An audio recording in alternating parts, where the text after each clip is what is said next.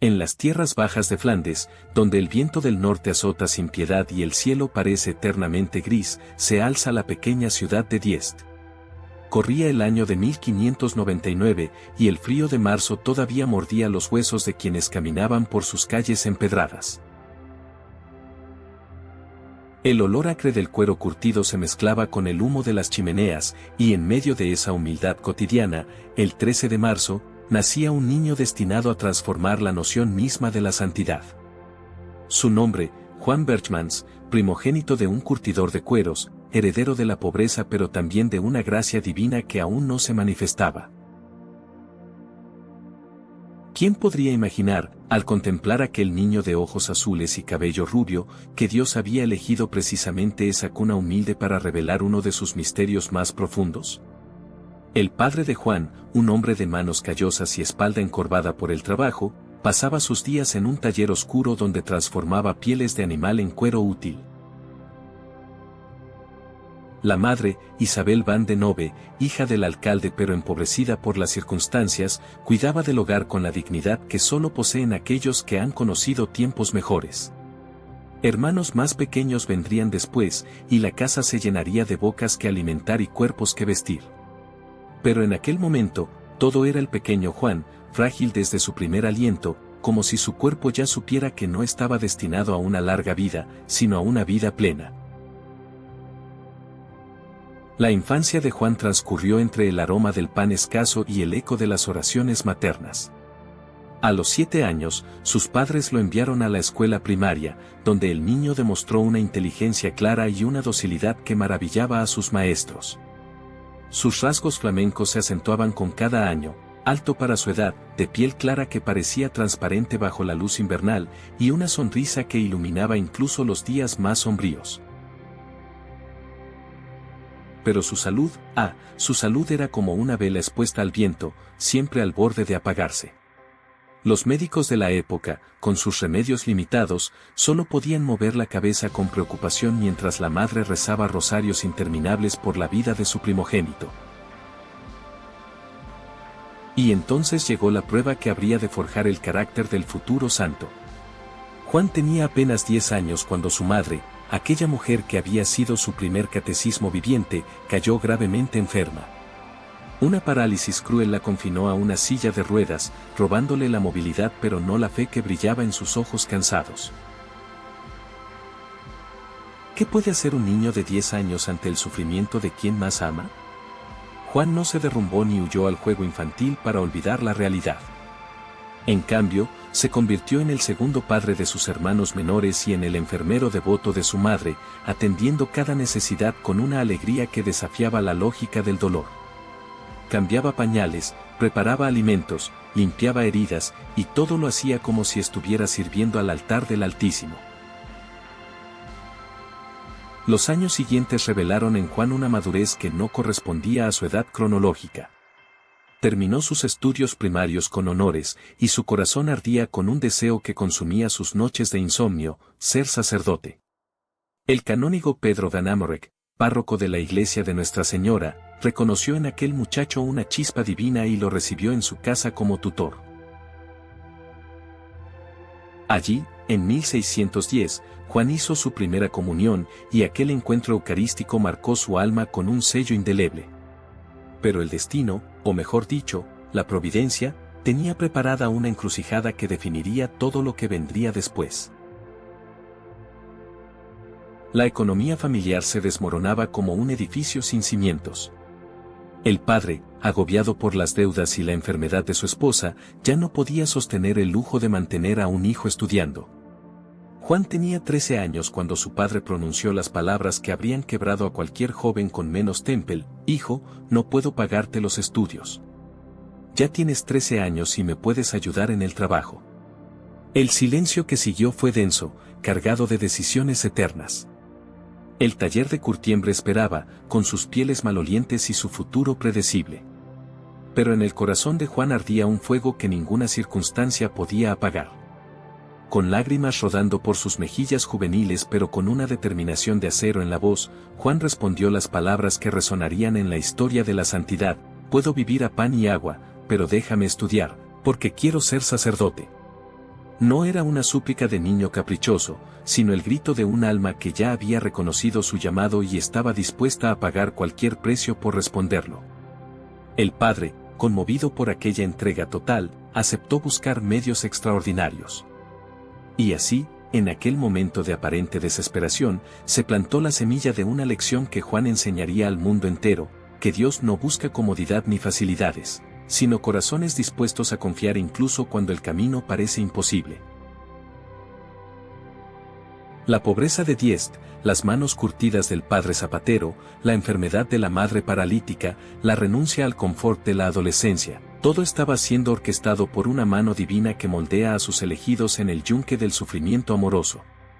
Juan Berchmans no lo sabía aún, pero cada sacrificio, cada lágrima tragada en silencio, cada plato de comida compartido con sus hermanos hambrientos, eran los primeros peldaños de una escalera que lo conduciría no a la gloria mundana, sino a algo infinitamente más grande, la santidad de lo ordinario, la heroicidad de lo cotidiano, la grandeza de lo pequeño realizado con amor perfecto. La decisión estaba tomada, pero las palabras de un muchacho de 13 años no llenan estómagos ni pagan deudas. El padre de Juan, conmovido por aquella súplica de vivir a pan y agua con tal de estudiar, buscó desesperadamente alguna solución que permitiera a su hijo perseguir el sueño del sacerdocio sin hundir más a la familia en la miseria. Las puertas se abrieron de manera inesperada cuando el párroco de Nuestra Señora de Diest intercedió ante el canónigo Juan Froimont, prebendado de la Catedral de Malinas, quien necesitaba un sirviente joven y educado. Así, en el año de 1612, Juan Berchmans cruzó el umbral de una casa ajena, no como huésped ni como discípulo, sino como criado que debía ganarse el pan y el techo con el sudor de su frente. ¿Qué significa para un adolescente de sangre noble por parte materna convertirse en sirviente doméstico? Las manos que habían sostenido libros de latín ahora debían sostener escobas y trapos de cocina. Los pies que habían corrido por las calles de Diest en juegos infantiles ahora subían escaleras cargando cubos de agua, bajaban a las bodegas húmedas en busca de provisiones, recorrían los pasillos cumpliendo órdenes de otros. La humillación social era evidente, en la Europa del siglo XVII, la distancia entre el amo y el sirviente era un abismo que pocas almas se atrevían a cruzar voluntariamente. Pero Juan no cruzaba ese abismo por desesperación, sino por vocación, y esa diferencia lo transformaba todo. Los días en Malinas seguían un ritmo implacable que no dejaba espacio para la autocompasión. Antes del amanecer, Juan ya estaba encendiendo los fuegos de la cocina, preparando el desayuno del canónigo y sus huéspedes, limpiando las cenizas del día anterior. Sus compañeros de servicio eran jóvenes rudos que no compartían sus aspiraciones espirituales, y a menudo se burlaban de aquel muchacho flamenco que rezaba mientras fregaba ollas y que murmuraba salmos mientras barría los suelos. Las tareas eran interminables, lavar platos hasta que las manos se agrietaban, limpiar letrinas que despedían olores nauseabundos, servir a la mesa con la cabeza inclinada mientras los comensales charlaban sobre temas que él apenas podía seguir. Y sin embargo, en medio de aquel torbellino de humillaciones cotidianas, el corazón de Juan ardía con una llama que ninguna fatiga podía apagar. Pero el canónigo Froimont no era un amo cruel, sino un hombre de iglesia que reconocía el talento cuando lo veía. Después de cumplir sus deberes domésticos, Juan tenía permiso para asistir a clases en el Colegio Jesuita de Malinas, donde continuó sus estudios de humanidades y retórica. Imaginad la escena, un joven de 14 años que termina de limpiar los establos a las 7 de la mañana, corre por las calles empedradas hasta el colegio, se sienta en un pupitre con las manos todavía manchadas de hollín, y absorbe conocimientos de gramática latina, filosofía aristotélica y teología moral como si fuera el agua que su alma sedienta necesitaba. Sus maestros jesuitas quedaban maravillados por aquella capacidad de concentración, aquella memoria prodigiosa, aquella humildad que nunca presumía de sus logros académicos. ¿No es acaso este el primer misterio de la santidad ordinaria? Que la excelencia intelectual y la humildad práctica pueden habitar en la misma alma sin contradicción alguna. Fue precisamente en aquella época cuando Juan descubrió el libro que cambiaría el rumbo de su vida. Entre los volúmenes de la biblioteca del canónigo, sus ojos se posaron en la biografía de San Luis Gonzaga, aquel joven jesuita italiano que había muerto apenas 20 años antes, en 1591, mientras cuidaba enfermos de peste en Roma. Luis, heredero de marqueses y príncipes, había renunciado a un título nobiliario para convertirse en un simple religioso jesuita. Luis había vivido apenas 23 años, pero había alcanzado tal grado de perfección espiritual que la Iglesia ya lo consideraba modelo de juventud santa. Juan leyó aquellas páginas con el corazón palpitante, reconociendo en Luis un espejo de su propia alma, ambos jóvenes, ambos llamados a una vida breve pero intensa, ambos convencidos de que la santidad no requiere milagros espectaculares sino fidelidad heroica en lo cotidiano. La lectura de aquella biografía fue como una revelación apocalíptica para Juan. Si Luis Gonzaga había encontrado a Dios en la renuncia de un ducado, ¿acaso Juan no podía encontrarlo en la renuncia del orgullo mientras lavaba platos? Si Luis había alcanzado la santidad muriendo joven en Roma, ¿acaso Juan no podía aspirar a lo mismo cumpliendo con perfección absoluta cada pequeña tarea que la providencia pusiera en su camino? La respuesta era tan clara que iluminó su conciencia como un rayo en la oscuridad: quería ser jesuita. Quería pertenecer a aquella compañía de Jesús que formaba hombres capaces de encontrar a Dios en todas las cosas, incluso en las más mundanas y aparentemente insignificantes. Pero cuando Juan comunicó su decisión a su padre en 1615, se encontró con una resistencia inesperada. El padre, que ya había perdido a su esposa y veía en Juan al heredero de su oficio y al sostén de su vejez, se opuso con vehemencia. ¿Jesuita? ¿Por qué no sacerdote diocesano, que al menos podrías quedarte cerca de casa y ayudar a tus hermanos?, argumentaba el hombre con lágrimas de frustración. La batalla espiritual entonces se trasladó del ámbito interior al exterior, ya no era solo la lucha de Juan contra su propia voluntad, sino también contra la voluntad paterna que, aunque movida por amor, se interponía entre él y su llamado divino. Durante meses, las cartas viajaban entre Malinas y Diest, cargadas de argumentos y súplicas, hasta que finalmente el padre cedió, vencido no por la rebeldía de su hijo sino por la evidencia de una vocación auténtica que ningún obstáculo humano podía destruir. Así, en septiembre de 1616, Juan Berchmans se presentó en las puertas del noviciado jesuita de Malinas con 17 años recién cumplidos. Traía consigo la experiencia de años de servicio doméstico, cientos de platos lavados, miles de escalones subidos, incontables humillaciones soportadas con alegría sobrenatural. Pero traía algo más valioso, la certeza absoluta de que Dios no mide la santidad por la espectacularidad de las acciones, sino por la perfección del amor con que se realizan incluso las más pequeñas. Cada olla fregada había sido una oración. Cada suelo barrido había sido un acto de adoración. Cada orden cumplida sin quejas había sido un paso hacia la cumbre de la perfección cristiana. El precio del sueño había sido alto, pero Juan lo había pagado con la moneda más valiosa, la transformación de lo ordinario en extraordinario mediante el amor divino. El 24 de septiembre de 1616 amaneció con una niebla densa que cubría las calles de Malinas como un velo nupcial. Juan Berchmans, con apenas 17 años y medio recién cumplidos, se detuvo frente a las puertas de madera maciza del noviciado jesuita, consciente de que cruzar aquel umbral significaba mucho más que cambiar de residencia. Significaba morir al mundo, sepultar el nombre civil bajo el hábito religioso, renunciar a todo derecho sobre su propia voluntad para entregarse por completo a la voluntad de Dios manifestada en la obediencia. Sus manos temblaban ligeramente mientras sostenía el pequeño atillo con sus escasas pertenencias, pero sus ojos azules brillaban con una determinación que ni la juventud ni el miedo podían empañar. ¿Qué siente un joven cuando comprende que la vida que imaginaba desaparece para siempre? El noviciado jesuita no era un refugio cómodo sino un crisol donde las almas se purificaban mediante pruebas físicas, espirituales y psicológicas diseñadas para quebrantar el orgullo humano. Durante 2 años, los novicios debían realizar los trabajos más humildes, limpiar letrinas, mendigar por las calles, cuidar enfermos contagiosos, servir a los más pobres en hospitales que apestaban a muerte.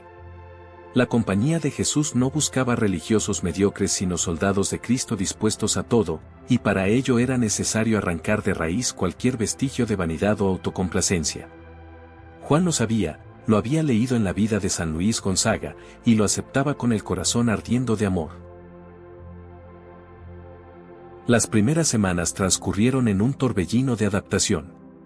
Los días comenzaban antes del alba con la oración mental de 1 hora, seguida por la misa diaria donde Juan comulgaba con una devoción que maravillaba incluso a los novicios más veteranos. Luego venían las clases de espiritualidad ignaciana, el estudio de las constituciones de la compañía, los trabajos manuales que ensuciaban las manos pero purificaban el alma. Juan se entregó a todo con una fidelidad escrupulosa que rayaba en lo heroico, cada regla observada al pie de la letra, cada horario respetado con precisión militar, cada tarea realizada como si fuera un acto de adoración eucarística. Sus compañeros novicios pronto notaron algo extraordinario en aquel joven flamenco, nunca se quejaba, nunca buscaba excepciones, nunca presumía de sus sacrificios. Simplemente cumplía, con una alegría interior que transformaba el deber en privilegio. Pero entonces llegó la prueba que habría de forjar su santidad en el fuego del sufrimiento más puro. El 1 de diciembre de 1616, apenas 2 meses después de haber entrado al noviciado, Juan recibió la noticia que todo hijo teme, su madre había muerto. Isabel van de Nove, aquella mujer paralítica que había sido su primer modelo de paciencia cristiana, había exhalado su último suspiro sin poder abrazar una última vez a su primogénito. El dolor que atravesó el corazón de Juan fue como una lanza, pero inmediatamente después llegó algo inesperado, una paz sobrenatural que le permitió comprender que aquella muerte no era una tragedia sino una graduación celestial. Su madre ya no sufría, ya no dependía de una silla de ruedas, ya contemplaba cara a cara al Dios por quien había vivido cada día de su existencia terrena.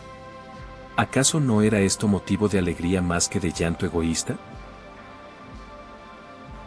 La reacción de Juan ante la muerte materna reveló la madurez espiritual que habitaba en aquel cuerpo todavía adolescente. En lugar de hundirse en la depresión o solicitar un permiso especial para ir a llorar sobre la tumba familiar, escribió a su padre una carta que se convertiría en documento histórico de la espiritualidad jesuita. Las palabras fluían con una mezcla de ternura filial y sabiduría mística, consolaba al padre viudo con argumentos teológicos sobre la bienaventuranza eterna. Le recordaba que los cristianos no lloran como aquellos que no tienen esperanza, le exhortaba a ver la muerte no como final sino como principio glorioso. Aquella carta tuvo un efecto milagroso, el padre de Juan, aquel curtidor de pieles endurecido por el trabajo y la pobreza, experimentó una conversión radical. Decidió hacer los ejercicios espirituales de San Ignacio, retomó los estudios que había abandonado en su juventud, y el 14 de agosto de 1617, cuando Juan llevaba apenas 11 meses de noviciado, recibió la ordenación sacerdotal a los 52 años de edad. El hijo había perdido una madre terrena pero había ganado un padre espiritual. Fue precisamente en aquellos meses de transformación familiar cuando Juan pronunció las palabras que definirían toda su existencia y se convertirían en lema para millones de jóvenes cristianos de los siglos venideros. En una conversación con su maestro de novicios, después de confesar una lucha interior contra la mediocridad espiritual, Juan declaró con voz firme: «Si no me hago santo cuando soy joven, no lo seré nunca». La frase contenía una lucidez profética. Juan sabía intuitivamente que su vida sería breve, que no tendría décadas para crecer gradualmente en virtud, que el tiempo era un tesoro limitado que debía invertirse con urgencia absoluta. Y de aquella intuición nació su método de santificación, fiel en las cosas pequeñas. Haré cada cosa como si fuera la última de mi vida. Ninguna tarea era demasiado insignificante como para no merecerle atención total, ningún momento era demasiado breve como para no llenarlo de amor divino. El 25 de septiembre de 1618, exactamente 2 años después de haber cruzado las puertas del noviciado, Juan Berchmans pronunció los votos perpetuos de pobreza, castidad y obediencia ante el altar del Santísimo. Sus manos sostenían el crucifijo mientras su voz, clara y firme a pesar de la emoción, consagraba para siempre su existencia entera al servicio de la mayor gloria de Dios. En aquel momento dejó de ser Juan Berchmans el ciudadano belga, el hijo de curtidor, el joven de Diest.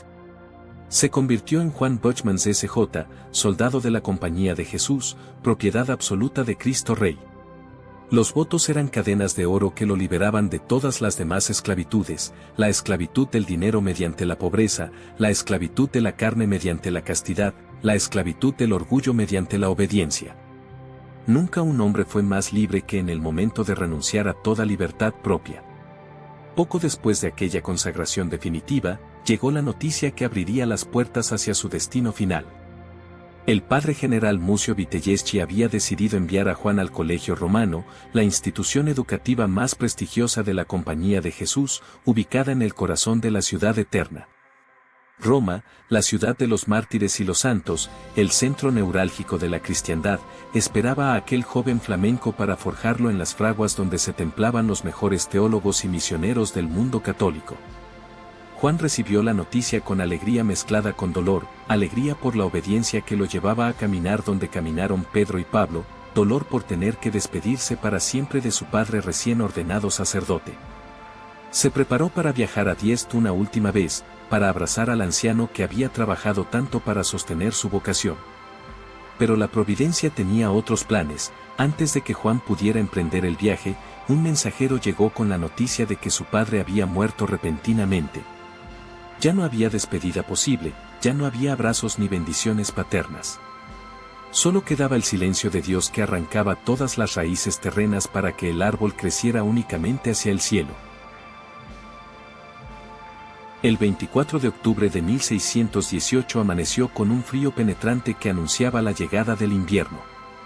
Juan Berchmans, con apenas 19 años y medio, se calzó las botas de cuero gastado que serían sus únicas compañeras durante los próximos meses, ajustó el hatillo que contenía sus escasas pertenencias y miró por última vez las torres de Malinas que desaparecían en la niebla matutina. A su lado caminaba Amoret van der Sand, otro joven jesuita flamenco destinado también al Colegio Romano, y juntos emprendieron un viaje que habría de transformarse en peregrinación mística. 1500 kilómetros los separaban de Roma, 1500 kilómetros que debían recorrer a pie, sin dinero, confiando únicamente en la providencia divina y en la caridad de los católicos que encontraran en el camino. ¿Qué significa caminar cuando cada paso es una oración y cada kilómetro una ofrenda? Los dos jóvenes jesuitas atravesaron Bélgica en medio de lluvias torrenciales que convertían los caminos en lodazales traicioneros. Sus hábitos negros se empapaban hasta los huesos, sus pies se llenaban de ampollas que reventaban y sangraban, pero ninguno de los dos se quejaba. Juan había establecido una regla desde el primer día: cada hora de caminata la dedicarían mentalmente a una intención específica, transformando el viaje en un rosario viviente donde los pasos sustituían a las cuentas. Por su padre recién fallecido, por su madre que esperaba en el cielo, por la conversión de los herejes protestantes que abundaban en Flandes, por las misiones jesuitas en tierras lejanas, cada legua recorrida era un acto de amor que trascendía el dolor físico. Al cruzar la frontera con Francia, el paisaje cambió pero las dificultades se multiplicaron. Los caminos franceses de principios del siglo XVII eran peligrosos, infestados de bandidos que asaltaban a los viajeros solitarios y de soldados desertores que vagaban hambrientos después de las guerras de religión. Más de una vez, grupos de hombres armados se acercaron a los dos jóvenes religiosos con intenciones evidentes, pero algo en la mirada serena de Juan, algo en la paz que irradiaban aquellos muchachos sin un céntimo en los bolsillos, hacía que los malhechores se detuvieran y los dejaran pasar. Era como si una mano invisible los protegiera, como si llevaran escrito en la frente un sello que decía: estos pertenecen a Dios, no los toquéis. En París se detuvieron apenas 2 días para descansar en la casa profesa de los jesuitas, donde los hermanos coadjutores curaron sus pies destrozados y les dieron provisiones para el siguiente tramo del viaje. Desde París hasta Lyon, el camino serpenteaba junto al río Sena y luego se adentraba en regiones montañosas donde el frío comenzaba a morder con ferocidad inhumana. Juan y Emerick caminaban a veces 15 horas diarias, partiendo antes del alba y deteniéndose solo cuando la oscuridad hacía imposible distinguir el sendero. Dormían en establos cuando había caridad cristiana que los acogiera, bajo los árboles cuando no había más remedio, siempre con el breviario como almohada y el rosario enredado entre los dedos helados. En Lyon, una ciudad católica ferviente, fueron recibidos con honores en el colegio jesuita local, donde el rector les ofreció quedarse unos días más para recuperar fuerzas. Pero Juan, con aquella determinación que ya se había convertido en su sello distintivo, insistió en continuar. Roma los esperaba, y cada día de retraso era un día menos para prepararse en el estudio de la filosofía y la teología que los formarían como sacerdotes de Cristo. Luego llegó el desafío que habría de probar su templo definitivo, los Alpes. Aquellas montañas coronadas de nieve eterna se alzaban como murallas diseñadas por Dios para separar el norte del sur, lo profano de lo sagrado, el antiguo mundo bárbaro de la civilización romana cristianizada. Era diciembre, y el invierno alpino no perdona a los imprudentes que se atreven a cruzar sus pasos sin preparación adecuada. Juan y Emérica ascendían lentamente, jadeando por la falta de oxígeno, resbalando en el hielo que cubría los senderos estrechos donde un paso en falso significaba caer al vacío. La nieve caía sin cesar, cegándolos, congelando sus pestañas, transformando el paisaje en un desierto blanco donde era fácil perderse y morir de hipotermia. Pero cuando la tentación de rendirse acechaba, cuando los músculos gritaban de agonía y los pulmones parecían incapaces de aspirar un aliento más, Juan comenzaba a cantar himnos marianos en latín, y su voz clara atravesaba el aullido del viento como una flecha de luz en la oscuridad. Al descender por la vertiente italiana de los Alpes, todo cambió como si hubieran cruzado no solo una frontera geográfica sino también espiritual. El cielo se aclaró, el aire se volvió más cálido, los olivos y cipreses comenzaron a aparecer donde antes solo había pinos cubiertos de escarcha. Italia, la península sagrada, la tierra de los mártires y los santos, se extendía ante ellos como una promesa cumplida. Atravesaron Milán en tiempo de Adviento, y la majestuosidad de su catedral gótica los dejó sin palabras durante horas. Continuaron hacia el sur, y cada ciudad que encontraban era un poema de fe católica: Parma con sus frescos celestiales, Bolonia con sus torres medievales, Florencia que apenas vislumbraron desde lejos. El hambre era constante, el cansancio acumulado amenazaba con quebrar sus cuerpos jóvenes, pero la alegría interior crecía proporcionalmente a medida que se acercaban a su destino final. La Navidad de 1618 la pasaron en Loreto, ante la Santa Casa de Nazaret que la tradición decía había sido transportada por ángeles desde Tierra Santa. Juan oró durante horas ante aquellas paredes sagradas donde la Virgen María había recibido el anuncio del ángel Gabriel, y sintió una confirmación sobrenatural de su vocación. Él también estaba siendo llamado a dar carne al Verbo mediante la fidelidad absoluta en lo ordinario. El 31 de diciembre, después de 68 días de caminata ininterrumpida, los dos peregrinos flamencos divisaron finalmente las cúpulas de Roma que brillaban bajo el sol invernal. Cruzaron el Tíber por el puente San Angelo, ascendieron por las calles empedradas hasta la casa del Jesús, y allí fueron recibidos por el padre Mucio Vitelleschi, general de toda la Compañía de Jesús, quien los abrazó con lágrimas de alegría por aquella fidelidad heroica. El 2 de enero de 1619, Juan cruzó las puertas del Colegio Romano, la institución educativa más prestigiosa del mundo católico. Le asignaron una celda austera en el ala de los estudiantes de filosofía, y cuando abrió la puerta, sintió que el tiempo se detenía.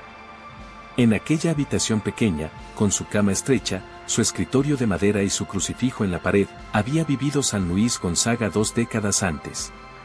La providencia había orquestado aquel detalle con precisión quirúrgica. Juan dormiría donde durmió su modelo de santidad, estudiaría donde estudió su inspiración, rezaría donde rezó aquel que le había mostrado el camino.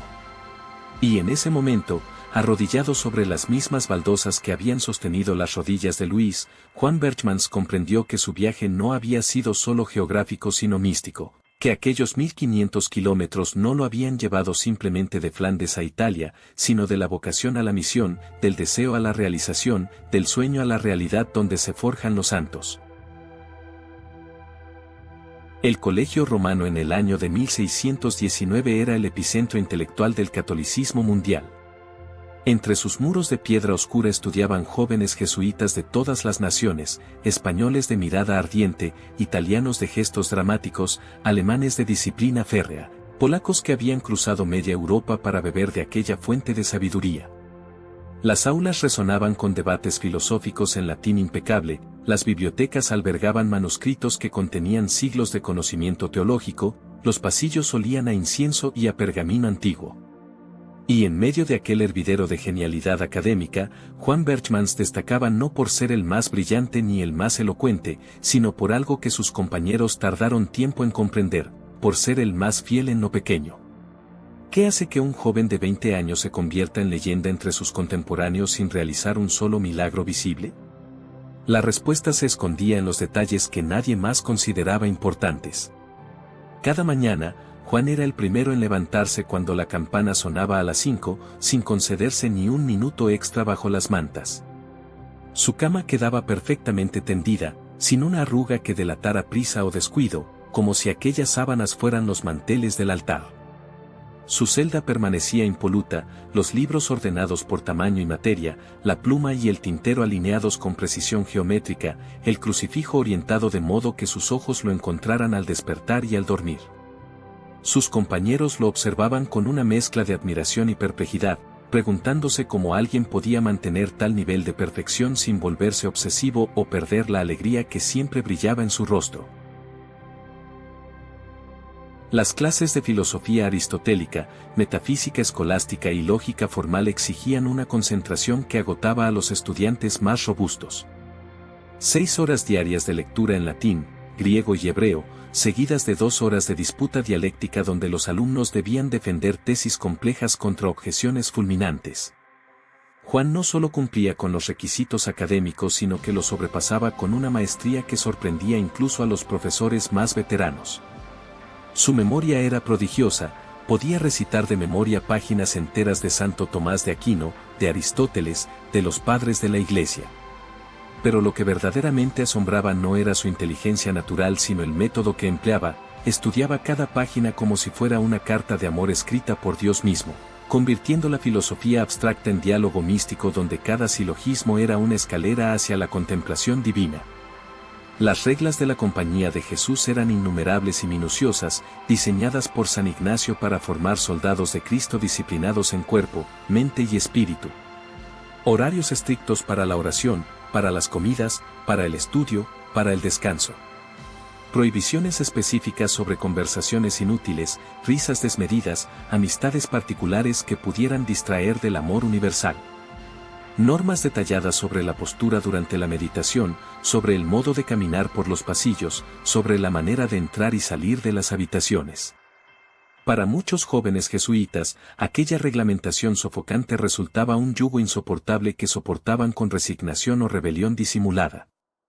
Pero para Juan Berchmans, cada regla era una joya preciosa, cada norma una oportunidad de demostrar amor concreto a Cristo mediante la obediencia perfecta. Sus compañeros comenzaron a notar fenómenos extraños que rodeaban a aquel flamenco silencioso. Nunca lo veían correr, incluso cuando llegaba tarde a una clase o actividad, prefería llegar después con paso digno que llegar a tiempo con prisa desordenada. Nunca lo escuchaban quejarse del frío invernal romano ni del calor asfixiante del verano, como si su alma estuviera tan absorta en Dios que el cuerpo hubiera perdido la capacidad de protestar. Nunca lo sorprendían con la mirada perdida o la mente divagando durante las largas horas de estudio, su concentración era tan absoluta que parecía entrar en éxtasis mediante la gramática latina. Y lo más inexplicable de todo, nunca lo veían sin una sonrisa, sin aquella alegría serena que transformaba su rostro juvenil en un icono viviente de la bienaventuranza prometida por Cristo en el Sermón de la Montaña. Pero la verdadera alquimia espiritual de Juan se manifestaba en los espacios invisibles que nadie vigilaba. En la capilla del colegio, cuando todos se retiraban después de las oraciones comunitarias, él permanecía postrado ante el Santísimo Sacramento durante horas, tan inmóvil que los sacristanes a veces olvidaban su presencia y apagaban las velas dejándolo en la oscuridad. En el comedor, siempre elegía los alimentos menos apetecibles, las porciones más pequeñas, los lugares más incómodos de la mesa, y lo hacía con tal naturalidad que nadie percibía el sacrificio deliberado. En las recreaciones obligatorias, participaba en los juegos con entusiasmo genuino, pero jamás buscaba destacar ni ganar, convirtiendo incluso el esparcimiento en ejercicio de humildad. ¿No es acaso este el secreto de la santidad ordinaria? Que lo extraordinario se oculta precisamente en parecer ordinario, que lo heroico se disfraza de rutinario, que lo sublime se viste de cotidiano. El 8 de julio de 1621 llegó el momento culminante de sus 3 años de estudio, la defensa pública de su tesis filosófica. En el gran aula magna del Colegio Romano, atestada de profesores, estudiantes y dignatarios eclesiásticos, Juan debía responder durante 2 horas a las objeciones más complejas que los examinadores pudieran formular contra sus proposiciones metafísicas. Era una prueba temida incluso por los alumnos más brillantes, un desafío intelectual que había quebrado la confianza de muchos aspirantes a jesuitas. Pero cuando Juan tomó la palabra, algo inexplicable sucedió en aquella sala. Su voz, normalmente suave y modesta, adquirió una autoridad que silenciaba incluso a los críticos más mordaces. Sus argumentos fluían con una claridad cristalina que convertía la filosofía abstracta en poesía lógica. Sus refutaciones desmontaban las objeciones sin humillar a los objetores.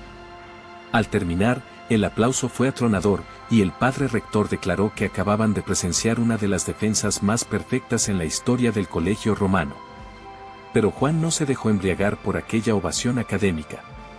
Esa misma noche, mientras sus compañeros celebraban su triunfo, él regresó a su celda y escribió en su diario personal una frase que resumía todo su método espiritual: lo que hago lo hago por amor a Dios, no por gloria humana. Mi vida será corta, pero será perfecta en su brevedad, como una nota musical que dura un instante pero contiene toda la eternidad. No lo sabía aún, pero aquellas palabras serían proféticas. Apenas un mes después de su defensa brillante, una fiebre súbita comenzaría a devorar su cuerpo joven. Los 3 años de perfección oculta habían sido su preparación para el acto final, para la consagración definitiva donde la santidad de lo ordinario se revelaría ante los ojos del mundo como el camino más alto, más difícil y más glorioso hacia la unión con Dios. El calor del verano romano en agosto de 1621 era implacable, sofocante, el tipo de calor que aplasta los pulmones y convierte el aire en un enemigo invisible. Apenas unas semanas después de su triunfal defensa de tesis filosófica, Juan Berchmans comenzó a sentir los primeros síntomas, una fiebre leve que atribuyó al cansancio acumulado, una tos seca que le raspaba la garganta como vidrio molido, un dolor en el pecho que se intensificaba con cada respiración. Al principio trató de ignorarlo, continuando con sus rutinas de oración y estudio con la fidelidad que lo caracterizaba. Pero su cuerpo, aquel cuerpo frágil que había resistido 1500 kilómetros a pie y 3 años de disciplina jesuita rigurosa, finalmente comenzó a rendirse ante una enfermedad pulmonar que los médicos de la época no sabían cómo combatir. El 6 de agosto lo trasladaron a la enfermería del Colegio Romano, una sala amplia con ventanas que daban al patio interior donde el sol entraba a raudales pero no conseguía calentar el frío de la muerte que ya acechaba. Juan yacía en una cama estrecha, con el crucifijo apretado contra su pecho y el rosario enredado entre sus dedos febriles que temblaban sin cesar. Sus compañeros jesuitas se turnaban para acompañarlo día y noche, maravillados por la serenidad que irradiaba aquel rostro de 22 años consumido por la fiebre. No se quejaba del dolor que le desgarraba los pulmones, no lamentaba la vida que se le escapaba como agua entre los dedos, no maldecía la injusticia de morir tan joven cuando apenas había comenzado su misión apostólica. En cambio, sonreía débilmente y susurraba oraciones en latín, flamenco e italiano, como si ya estuviera conversando con los ángeles que venían a buscarlo. ¿Qué piensa un joven santo cuando comprende que va a morir sin haber realizado ninguna hazaña espectacular? Los visitantes que entraban en aquella enfermería esperaban encontrar desesperación o al menos tristeza, pero descubrían algo completamente diferente, una paz sobrenatural que transformaba el lecho de muerte en altar de sacrificio. Juan pidió que le trajeran 3 objetos que había amado durante su breve existencia: su crucifijo, que había sido su compañero en cada momento desde el noviciado, su rosario, desgastado por miles de avemarías susurradas mientras caminaba, estudiaba o barría los pisillos, y las reglas de la Compañía de Jesús, aquel librito que contenía las normas que había observado con perfección heroica. Los apretó contra su pecho como un guerrero que muere abrazando sus armas, y pronunció las palabras que se convertirían en su testamento espiritual: estos son mis 3 tesoros. Con ellos vivo feliz, con ellos muero contento. El padre provincial, alarmado por la gravedad de su estado, le preguntó si deseaba recibir algún privilegio especial, alguna dispensa de las reglas debido a su enfermedad terminal. La respuesta de Juan fue categórica y reveladora: mi mayor consuelo es no haber quebrantado nunca, en mi vida religiosa, regla alguna ni orden de mis superiores a sabiendas y advertidamente. Aquella declaración dejó atónitos a todos los presentes, porque comprendieron que no estaban ante un simple estudiante jesuita moribundo sino ante un santo que había alcanzado la cumbre de la perfección cristiana mediante el camino que nadie consideraba heroico, la fidelidad absoluta en lo pequeño. No había convertido paganos, ni fundado misiones, ni escrito tratados teológicos, ni realizado milagros visibles. Simplemente había cumplido cada regla, cada deber, cada tarea ordinaria con un amor tan perfecto que transformaba lo mundano en sagrado. Los últimos días fueron una agonía física que contrastaba con el éxtasis espiritual que iluminaba su rostro. La fiebre alcanzaba temperaturas que habrían enloquecido a cualquier otro enfermo, pero Juan mantenía una lucidez cristalina que le permitía recibir los sacramentos con plena conciencia. El 12 de agosto por la tarde, cuando ya era evidente que no vería otro amanecer, pidió la extremaunción y la recibió con lágrimas de alegría que rodaban por sus mejillas hundidas. Los sacerdotes que lo rodeaban comenzaron a rezar las oraciones de los moribundos, y Juan se unía a ellas con un hilo de voz apenas audible pero firme en su convicción. Al caer la noche, entró en un estado de semiconciencia donde alternaba entre el presente doloroso y alguna visión celestial que solo sus ojos contemplaban. El 13 de agosto de 1621, día de la Asunción de María según el calendario litúrgico anterior, amaneció con una luminosidad especial que bañaba Roma en tonos dorados. Juan abrió los ojos al alba, miró el crucifijo que sostenía contra su pecho, y pronunció sus últimas palabras con una claridad que sorprendió a todos los presentes: Jesús, María. Luego cerró los ojos, exhaló un suspiro largo y pacífico, y su alma abandonó aquel cuerpo joven que había sido templo viviente del Espíritu Santo durante 22 años intensos. No hubo agonía dramática ni convulsiones terribles, solo una transición suave de la vida terrenal a la celestial, como quien se duerme después de un día de trabajo bien cumplido. Los testigos juraron después que en el momento exacto de su muerte, un perfume inexplicable de rosas y lirios inundó la enfermería, y una luz tenue pero real pareció emanar de su rostro que recuperó instantáneamente la belleza de la juventud sin rastros de sufrimiento. La noticia de su muerte corrió por Roma como un incendio espiritual. El pueblo romano, que tiene un instinto infalible para reconocer la santidad auténtica, acudió en masa al colegio romano exigiendo ver el cuerpo del joven jesuita del que se decían cosas extraordinarias. Durante 3 días, miles de personas desfilaron ante su féretro abierto, tocando sus manos con rosarios y medallas, cortando pedazos de su hábito como reliquias, orando ante él como si ya estuviera canonizado. Los milagros comenzaron casi inmediatamente, enfermos que sanaban al tocar su cuerpo, pecadores que se convertían al contemplar su rostro sereno, vocaciones religiosas que nacían inspiradas por su ejemplo. El Papa Gregorio XV, al enterarse de los hechos, ordenó una investigación inmediata sobre la vida y virtudes de aquel joven que había conmovido a toda la ciudad eterna. Cuando abrieron su tumba décadas después para el proceso de beatificación, encontraron su cuerpo incorrupto, especialmente su corazón que fue extraído y enviado a Lovaina en Bélgica, su tierra natal, donde todavía se venera como testimonio de un amor que ni la muerte pudo corromper.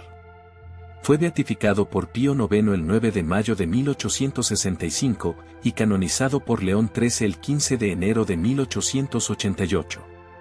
En la bula de canonización, el Papa escribió palabras que resumen perfectamente el significado universal de su vida: en Juan Berchmans canonizamos las constituciones de la Compañía de Jesús, porque él las vivió con tal perfección que su existencia entera fue una encarnación visible de la espiritualidad ignaciana. Hoy, más de 400 años después de su muerte, su mensaje resuena con una actualidad profética que atraviesa los siglos. En una época obsesionada con lo espectacular, con los logros visibles y las hazañas que merecen titulares, Juan Berchmans proclama desde su tumba en la iglesia de San Ignacio en Roma que la santidad más alta está al alcance de todos precisamente porque no requiere circunstancias extraordinarias sino fidelidad heroica en lo ordinario. Cada estudiante que cumple con sus deberes académicos por amor a Dios, cada trabajador que realiza su labor con perfección aunque nadie lo observe, cada persona que observa las pequeñas normas de convivencia por caridad hacia el prójimo, está caminando por el mismo sendero que recorrió aquel joven flamenco que convirtió cada instante ordinario en ofrenda extraordinaria. La santidad no es para superhombres ni para místicos visionarios, sino para quienes comprenden que Dios no mide con escalas humanas, que ante sus ojos el vaso de agua dado al sediento vale tanto como el martirio del héroe, que la perfección de un acto pequeño realizado con amor total supera la imperfección de 1000 actos grandes realizados con tibieza.